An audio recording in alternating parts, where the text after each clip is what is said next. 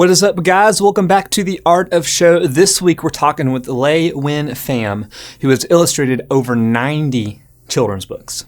Welcome to The Art of Show, where we feature the people who are creating amazing stories for kids. Join us as we chat with children's book illustrators and authors, storyboardists, animators, and more. Now, their art might be for kids, but aren't we all just kids at heart? Here's your host, Brandon. What's up, guys? Welcome back. We are rolling into May. It's been a blast to put out this podcast. If you guys did not listen to the last episode, we actually had Tom Bancroft on, who was a lot of fun with Mulan. I've heard a lot of great feedback from that. He was the designer of Mushu, and we get into his character design process. And he's also running an art challenge right now called May over on Instagram. Since this is still May, make sure and check that out. You're basically drawing a mermaid every day in May. He was a blast. But this week, we have someone who is also an illustrator in the kids book industry, and that is LeUyen Pham. I actually heard about her because she came on an author visit or an illustrator visit at my wife's elementary school. My wife teaches third grade, and LeUyen came and she said, hey, she was awesome. You really need to talk to her. And she does not disappoint. LeUyen, not only is she an amazing illustrator, but just as an artist, she has a lot of really cool insights on breaking the rules and breaking the boundaries, but still communicating really clearly and effectively. She has a bunch of books out there, including Vampirina, Ballerina, one of her most popular, which is actually getting turned into a TV series. So she has worked on a bunch of different projects, as well as a bunch of pretty famous people, including Desmond Tutu, Julianne Moore, and Hillary Clinton, in addition to authoring and illustrating some of her own books. So she was a blast to talk to, super inspirational. And if you guys are out there wondering, have I put out enough work? She's going to kick your butt into gear and get you out there cranking, because she is always working on a new project. So without further ado, let's dive into the interview with LeUyen. Well, we want to welcome you guys back to The Art of Show. We're hanging out with illustrator, author extraordinaire, LeUyen Pham. Thanks for joining us and hanging out. It looks like you're in your studio. Is that right? I am in my studio. Yeah, I share with my husband, so what you see behind me is my husband's part of the studio. Okay, cool. Yeah, and this is my part over here. Oh, very cool. You've got the window seat. I got the window seat, yeah. And the computer on this side as well. So. Oh, sweet. So you're good to go. And are you based in San Francisco? We were. We moved last year. Yeah. Oh, okay, gotcha. There, but we live in Los Angeles now. In LA. Okay, good stuff. Yeah. Well, I would love to kind of hear your journey a little bit into illustration. I know you're not natively from the U.S., and so maybe for folks that don't know anything about your background, kind of where'd you grow up, and did you start drawing even as a little kid? You know, I was I was born in Vietnam during the war. Okay. And left. Oh, sorry, my cat might be interrupting occasionally. No, that's great. That adds entertainment. She's going to be pushy, and at some point I'm going to have to kick her out because I'm sure she's. No, so I came when I was about 2 years old, and we're the very typical refugee family. So my parents, I have 3 brothers and a sister, and my parents had jobs slated for each one of us, like to do exactly what they wanted us to do. Yeah. So I was supposed to be the lawyer. My sister is the doctor, the engineer. Everybody had their jobs. But what's funny is that we all could draw really well, but my parents just never encouraged it. So growing up, I grew up actually in Los Angeles, in the suburbs near Pasadena, and we were not encouraged in any way to draw, but we were all really, really good at it. And it was really mostly my teachers that encouraged me to keep drawing. Like they could just see that there was something there that I liked to do. The funny thing was that I really didn't think I would ever become an illustrator. It was just one of those things where I didn't believe I would be allowed to do it, or that I'd find a way to do it. And I went to UCLA for 2 years, and I was pre-law there, so I was, So you're going the lawyer route. You were good to go. Yeah. I was going the lawyer route. Everybody took the route. I was going the lawyer route, and it wasn't until I think my second year that I was there, I took a drawing class because I wanted to, for fun and to fulfill a humanities requirement. And the art teacher, he was a fine arts teacher, and he'd given an assignment to do a drawing of what we thought was a really nice drawing, like what we thought was a piece of art sort of drawing. Okay. And I didn't know anything about art, and I had always assumed that Michelangelo, Da Vinci, that they didn't use models. And so I went home and I thought, I can draw pretty well. I can show these guys something good. And I went home and I drew these two figures, like these two nudes dancing. And I thought that this would be, I thought they were actually really good considering I'd made them up. Yeah. And I turned it in, and he had everyone put their art on the wall, and I felt like mine's really good on there. They really look like figures. And he went up to it and he said, "Okay, so where did you copy this from?" Huh. And he was referring to a master copy, like when you go to a museum and you sketch statues and photos. But I didn't understand what he meant, and I thought that he meant that I copied it, that it wasn't my original. Oh, yeah. So I kind of got upset and said, no, I made it up. He's like, no, and he was trying to clarify himself. And I got so upset that I went to the head of the art department and said, this guy accused me of copying. And the head of the art department said, no, this is what he meant. He's like, but if you did make this up, do you have other drawings that you can show me? Huh. And in my head, again, I was thinking in a lawyer-like way, this guy doesn't believe me either. I need to prove that I can draw. So I went back and dug up all these drawings I'd done in high school, and I gave it to him, and he collected it all, and he called me up and he said, I've made an appointment with you to go speak to a counselor at Art Center College of Design. That's awesome. You're in the wrong school. You need to get out of here and you need to go to art school, and I'm going to ensure that you do that.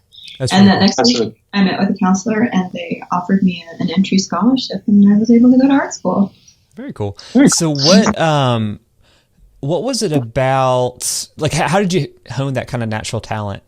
Did you ever take any formal training, or was it just always something you kind of did and you just kind of taught yourself? It was, I think because I had three brothers and a sister, and we were all pretty artistic. I actually always thought that my older brother was the best artist in the family, and we sort of all would sort of compete with each other as kids. But I have to say too, when I was a kid, I because we were immigrants, we didn't have a lot of money. A lot of our clothes sort of came from Salvation Army and hand-me-downs and whatnot. I always sort of felt outside of the classroom environment, like I wasn't really accepted with a lot of the kids.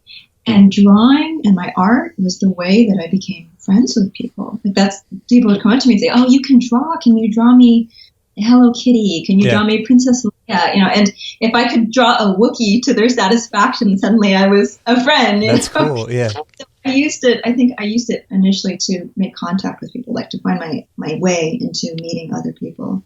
And because of that, it was like a language to me, and it was a way for me to communicate with people. And so I kept practicing it, not because it gave me any sort of artistic pleasure, because it was just a way for me to communicate. Yeah. And I just kept doing it. And I think the encouragement of a lot of my teachers saying, this is something significant, this is something that most kids can't do, and you can do it, made me sort of quietly pursue it. But like I said, it wasn't with the idea that I could ever make a living out of it. It was really just that I thought this is a way to get people to like me, kind of. It's horrible to, isn't it? No, that's what because I drew a ton as a kid too, and I would always like keep unfinished drawings because I know people would like come and talk to me because I'm super introverted. So I'd be drawing stuff in like high school and middle school because I know people were like, "Oh, this is really cool. Like, what are you working on?" So I used that more of probably I was showing off versus trying to connect. But I totally get that. That's cool. So did you go to Art Center then? I did. So I went to Art Center. It was the best. It was. I can describe it like this. Like, I loved UCLA, and my time at UCLA, I wouldn't exchange for anything. But going to art school was like, for the first time, feeling like slipping into my skin for the first time. It was like if I was suddenly on a track and everything clicked and went just right. And I knew that that's exactly where I was supposed to be.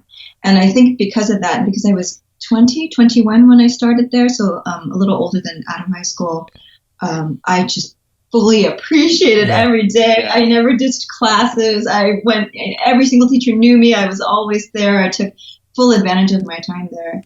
But because it was so expensive and because I was on scholarship, I accelerated to get through. So rather than going through in 4 years, I had to go through quickly just to be able to keep up financially with the whole thing. But it was just, I don't know, Art Center was just the best time ever in my life. Like, to be able to sit and not draw on the margins of your paper anymore, but now drawing is Yeah. what you're supposed to do. That was a big deal for me, a really, really big deal. Was it illustration? Was that what you majored in, or what was your major? I did. Okay. Yeah. Did you have any favorite projects or any favorite moments when you think back through? I guess you said 3 years. Is that right? Yeah. I had a lot of great moments. I mean, I like I said, I really did take advantage of going to that school. Do you know who Bern Hogarth is? He was the original illustrator of the Tarzan comics back in the 30s. Cool. Yeah, he's a huge institution in the comic book world. So he taught there, and he was, I mean, straight out of Mad Men. He was like a misogynist. He saw women in a lowly way. He used to call all the girls in his class chicks and girlies, and just horrible behavior. Yeah. But I remember I was always sort of provoked by him to sort of challenge that way of thinking. And so in his class, he taught anatomical figure drawing, and his favorite thing was always to sort of explain to the girls, like, hey, men are really good artists. I don't know a whole lot of women who could draw. And it was awful, and a lot of girls hated him for it. But I remember getting always upset and sort of challenging him on a lot of those things.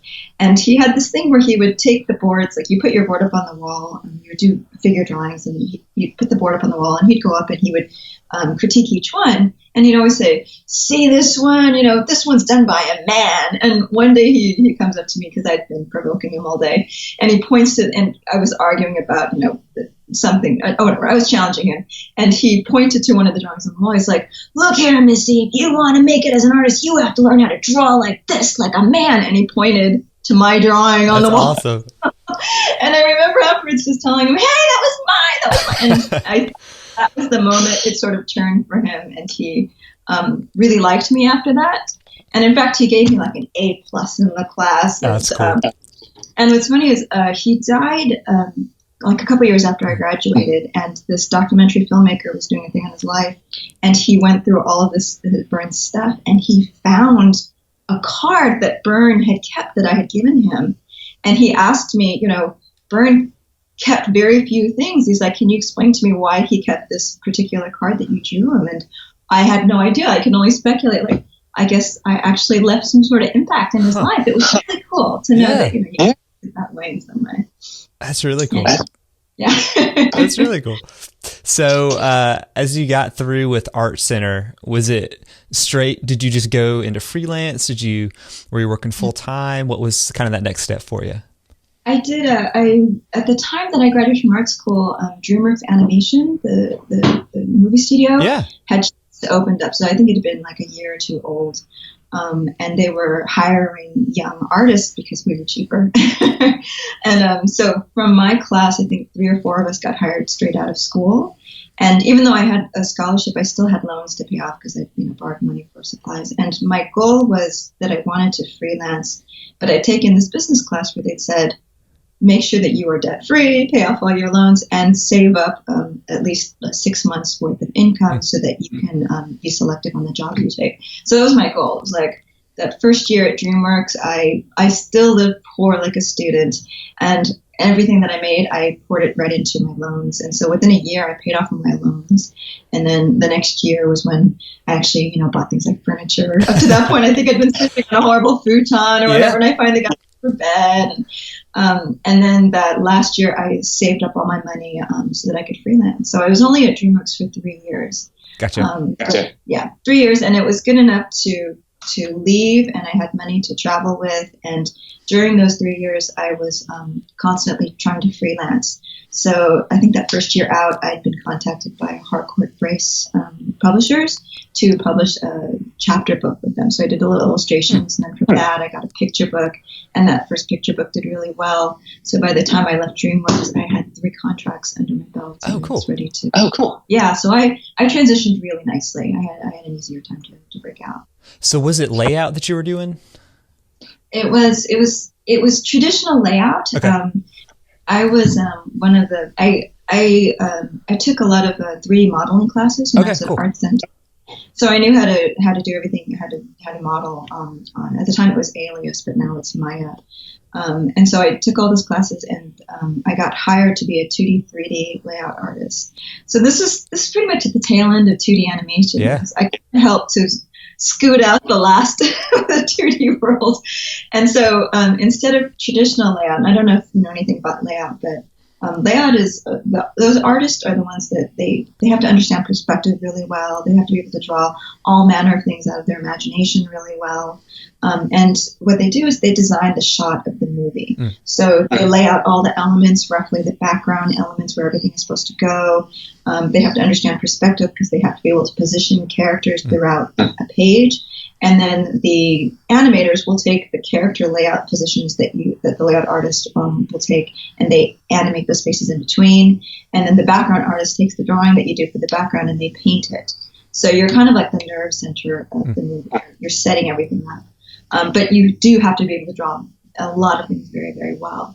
So, and the 3D layout that I was doing took that step and made one step further, where I would add 3D elements into the image. So I would draw everything out, scan it in, and then if they're called a 3D tree in there, I would insert a 3D tree to the model.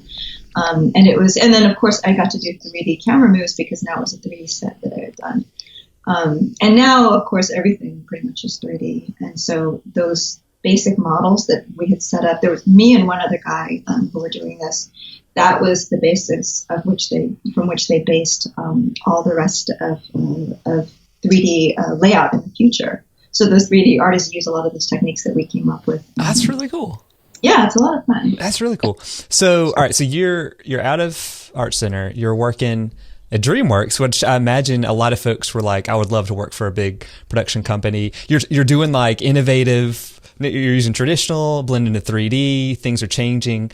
Why'd you leave DreamWorks? Were picture books? Was that your dream the whole time, or did you see yourself staying there for a long time?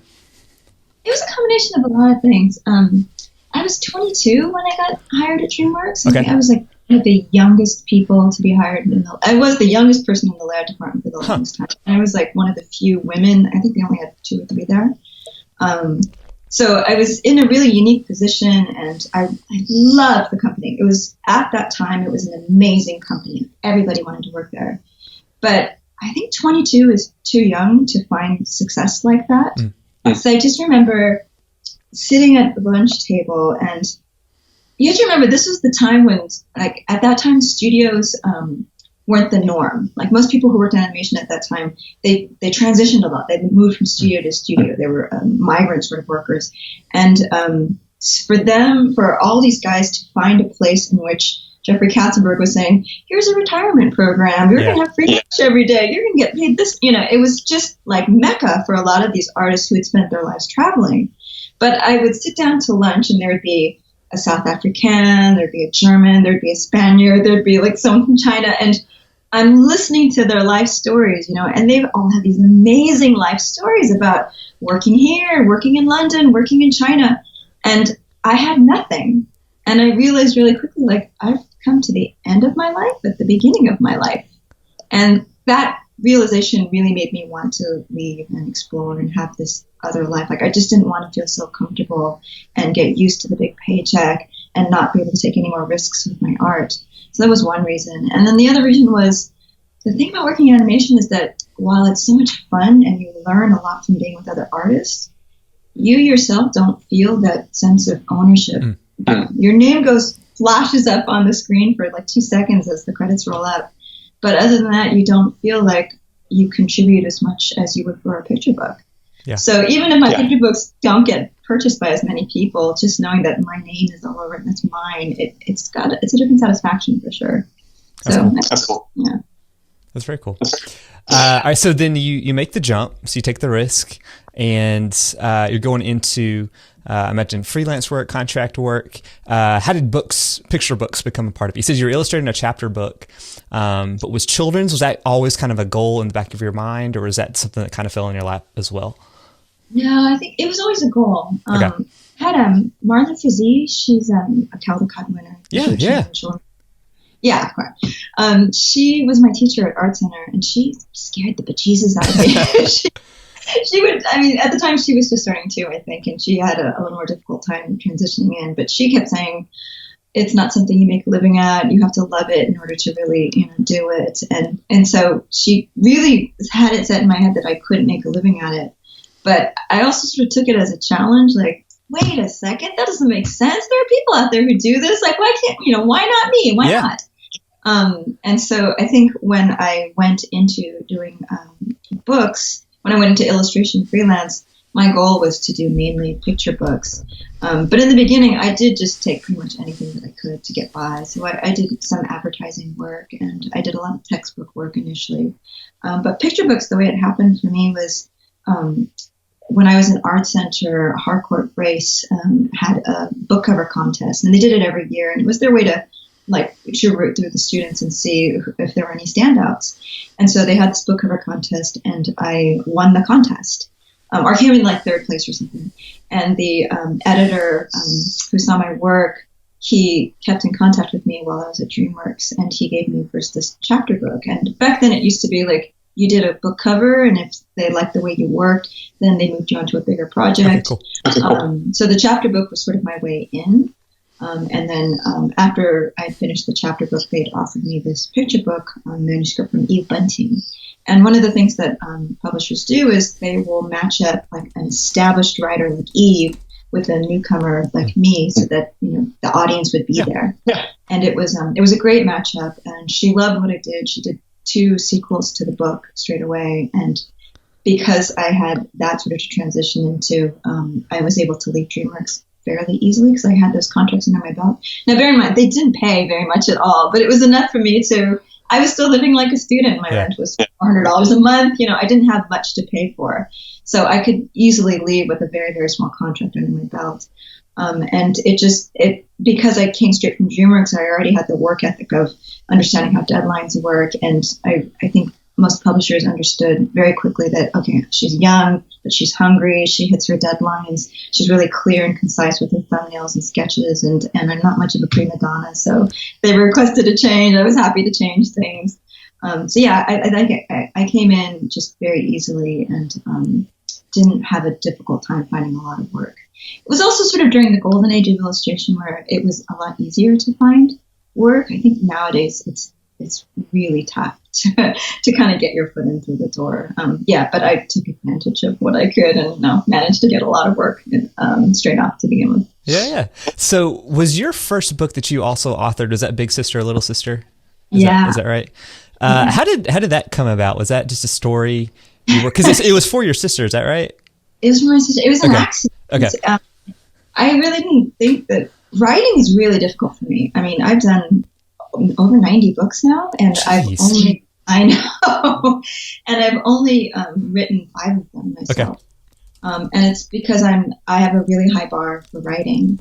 And Big Sister, Little Sister, I was only able to pull it off because I didn't anticipate it was going to be published.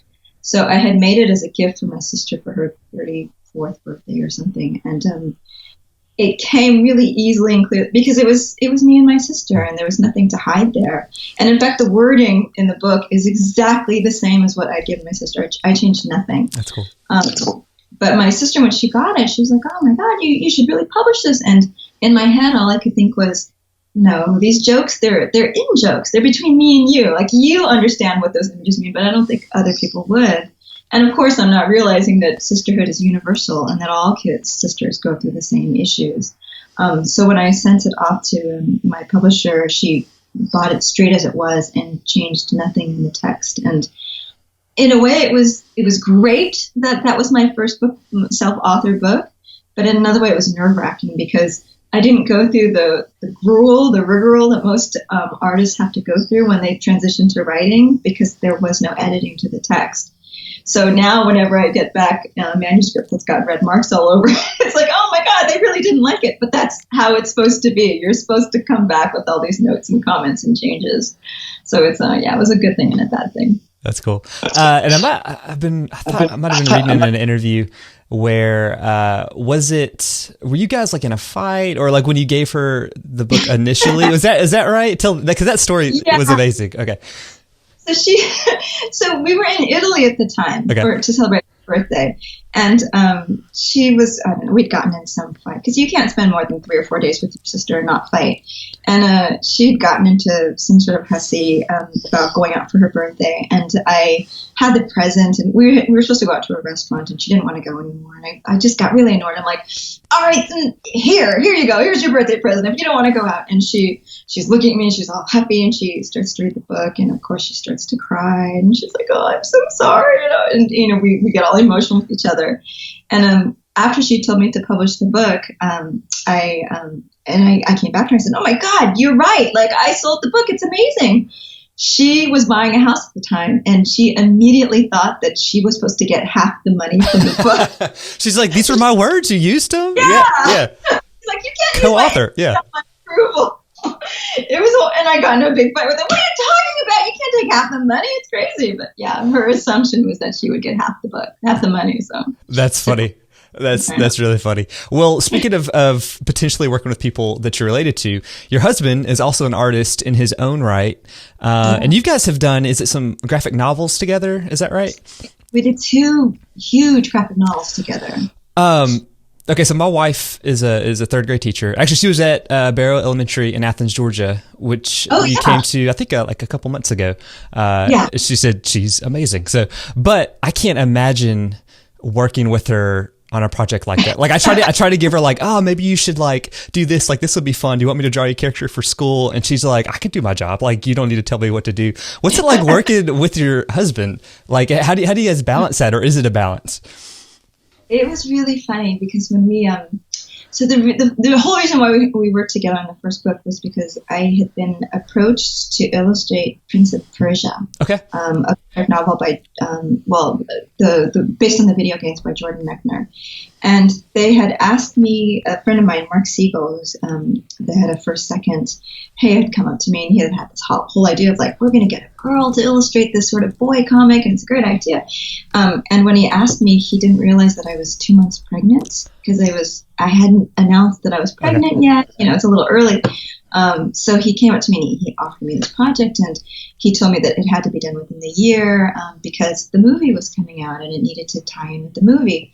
And I remember going home and telling Alex about it. And Alex works at DreamWorks still, but he does comic books on the side. And he kept saying, well, just turn the book down. And he could see that I was disappointed. And I said, if we did it together, I'll bet we could finish the book before the baby is born, like so long as you're there to help me. And it took some convincing on his part because he really didn't want to work together.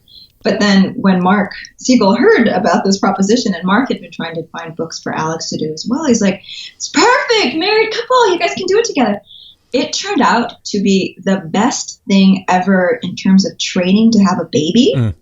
Because it turned out my husband's a huge prima donna. He's horrible to work with.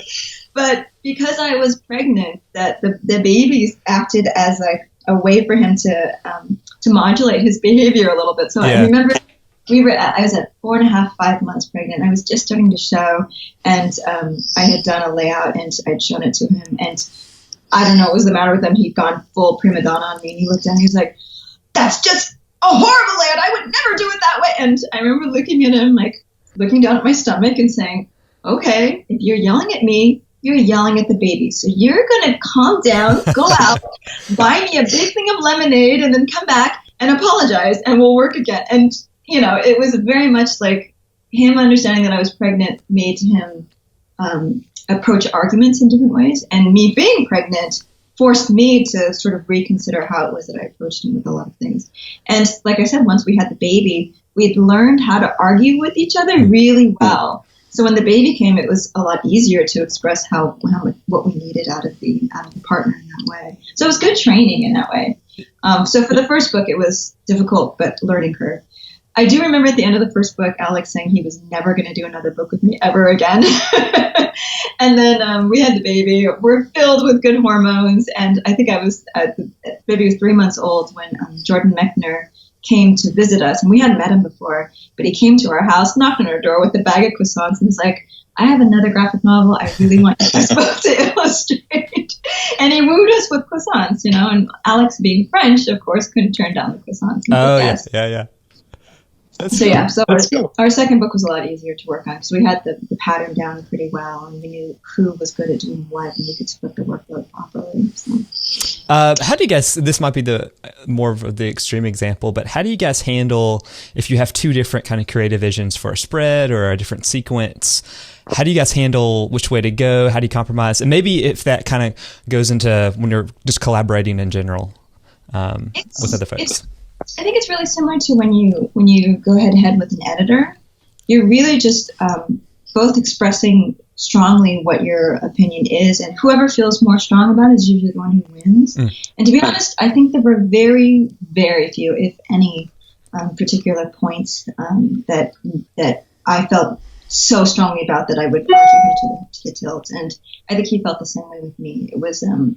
It was just, there were certain things that he would feel incredibly strongly about, and I would just sort of let him have his way on.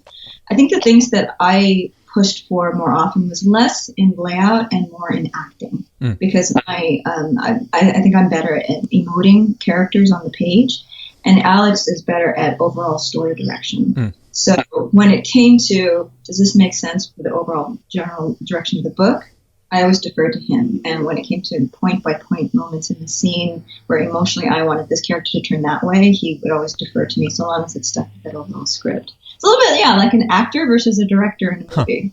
That's cool. That's kind of what it's like, yeah. That's real cool. Well, I know we're getting close on time. A couple other questions I have for you as we're kind of wrapping up.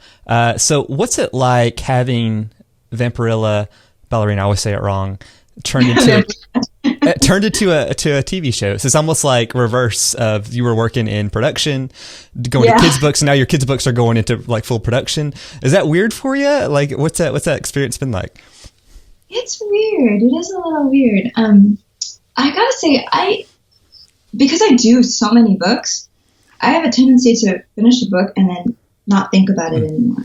Like I don't check sales numbers. I don't see if how well it's doing. I'm really happy when I get royalty checks, and I assume it's doing well enough that I keep getting work. But when they came back to me and said that Vampirina Ballerina is going to be made into a TV show, it's very strange. But I didn't feel that huge excitement that most people do. I'm like, oh, that's great. And in fact, I heard about it while I was at a conference. I was speaking at this conference, and all these people in the audience kept saying congratulations to me, and I didn't know what they were talking about. And someone came up to me afterwards and said, yeah, well, your book is being made into a TV show. And I remember at the time thinking, oh, that's cool. Which one? I didn't even know. Which of my 80 books? Yeah, that's awesome. Yeah, like, what are you talking about? I don't know.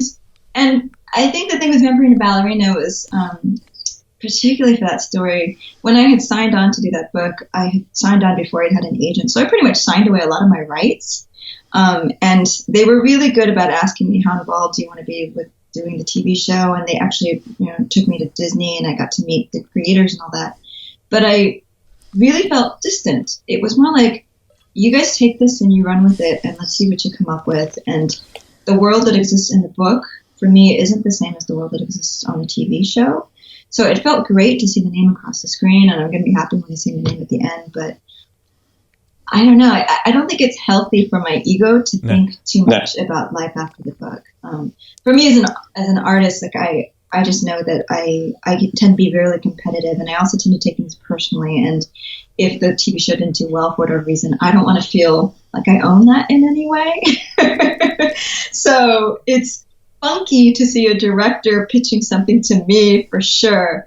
But it's it's something I'm trying to sort of keep at a distance. Like I don't even know what's going on. I know they're making dolls or something, maybe. I don't know, but we'll see. Now, Vampirina at the Beach came out just like last week, right? Like April 4th, I believe. So does the show influence like the story? I know you're not the author, but does that influence you at all? Like as far as your artwork or as you're going along, or are they just kind of separate entities the way you approach it? For me, they're separate entities, but I know that they tend to take the books, and I'm not exactly sure how a lot of their storylines come from, but they look at the books a lot. Okay, gotcha. One of the teachers on there said they look at it for inspiration. They pull what storylines that they can out of it. It's a really sparse story as far as the manuscript is concerned. Like the story is really through the images. So if they're pulling things from the images and putting into the TV show, that's great. But I'm in my head, I'm keeping it really, really separate. And I don't think you can't let one influence the other. It's just, it'll kind of impair your storytelling if you're constantly taking it from the same source. So I know that they're talking about it's the third one that just came out. So I know they're talking about doing a fourth one. And I've just said, so long as I'm still interested in telling her story visually and finding like unique ways to tell her story, I'm all on board. But yeah, I'm not looking too much at the TV show to get any ideas. Gotcha. Well, what are the last, I guess, real questions for you? I'm going to flip the question that you got asked a really long time ago back on you. I know you teach a lot.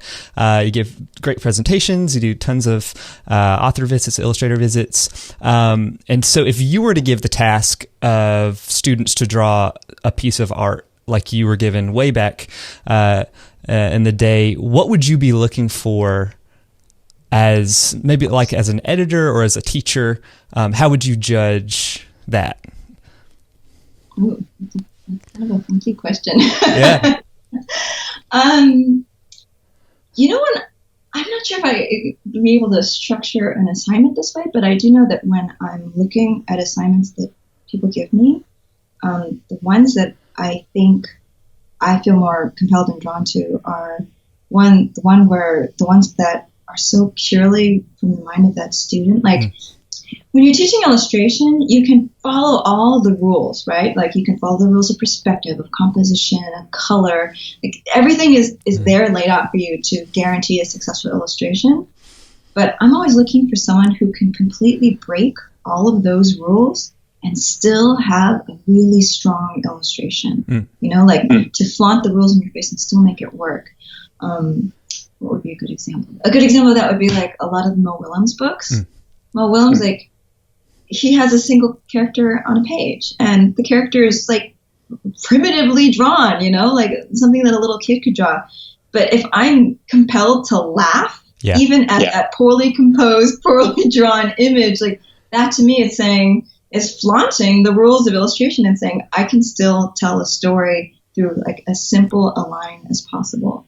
So that's always what I look for, is that you break all the rules and you still manage to communicate an idea effectively. That's number one. Number two is how clearly is that art reflective of just that person and no one else. So when you look at a lot of illustrators, like I'll take a look at portfolios, and there's some portfolios that are beautiful and perfect and everything is correct in there, but there's no individual life in it, So you can get any illustration job and be able to fulfill it, but you won't own it in the same way as someone who comes in, maybe has a really poor idea of how to draw certain things, but there's something in there that's personally them that they can't draw in any other way. Like a good example would be Ronald Searle, the cartoonist from way back when. Like he draws almost like an idiot savant. Like he just hits the paper and he just keeps going and going, and it's funny and it's beautiful and it's amazing, but he can't draw any other way than the way he draws. And there's something in that authenticity that I think is amazing. So when I look at portfolios and assignments, those are the things that I'm always looking for. People who kind of break the standard norm and find something that's just unique and personally theirs. That's good. That's a great answer. I love that. What if you had an hour, what would you draw? If you got to give that assignment again today? I don't have an hour ever. And you know what? I can't honestly answer that question because I just made the realization the other day that for the past 18 years, there hasn't been a single thing that I've drawn that hasn't been published. Okay. And it plays with your mind to know that anytime you put something on a piece of paper, someone has to see it. It's not for me anymore, it's for public consumption. And I was just thinking that, if I took a month off and didn't have to do anything, what would I do? What would I draw? Do I even know? And actually, no, I do have an answer for you. So last summer, I took 2 months off. It's my first sabbatical ever. And I took the kids. My husband had to work, so he stayed here. But I took the kids with me to Europe, and we were backpacking everywhere. And as they slept in the evenings, I just took out my sketchbook and I started making a comic of daily activities that we do. And in that comic, I just would repeat things that they'd mentioned during the day, like funny little things that they would say. And I put it into this book. And now I have this whole sketchbook that no one's ever going to see, but there are these private, almost journalistic moments of my life. That's cool. Of my life through my kids in these amazing, beautiful settings and backgrounds. So I guess if I had an hour, I'd really just to be able to draw what I see around me and not have to worry about telling a story, like letting the image itself tell whatever story comes out rather than finding a story to tell. That's good. That's good. I have to listen back to that several times. That was really good. Well, good stuff. Well, where is the best place for folks to find you and the work that you got coming down the pipe? As far as my books are concerned, pretty much anywhere. Okay. I know Princess in Black, there are Princess in Black is all over the place. Vampirina is all over the place. I always encourage local bookstores if you can find them, but I know that there are fewer and far between these days. Scholastic, I think I've got a bunch of my books published. Scholastic, online. Order books online. Order books independent, please. Go to independent bookstores. And teachers and librarians are my best friends because they all seem to know me and have their books in their classroom, and I love them for that. Or just, go on my website and say hi to me if you feel like saying hi and dropping off a book if you want me to sign it. Or I have a thing where if you want me to autograph a book, as long as you order it from one of my local book stores, I'll go in and I'll sign it for you. And if you send a picture of someone you want, I'll do a drawing of the picture of the person inside the book then too. We'll have to do that. That is awesome. That's very cool. Well, I appreciate your time. You're super dedicated, but you're super inspiring. So thanks for the work that you're doing, so much that you're putting out. I feel like I could have talked to you forever, but you are super busy for a reason. And thank you so much for your time. Thanks, Brandon. It was really fun to talk to you. And I hope I see your art sometime, too. Yeah, my pleasure. I'll shoot you over a couple things. So I love doing it on the side. Okay. Thank you. Well, thanks for having me. We'll see you soon. Yeah.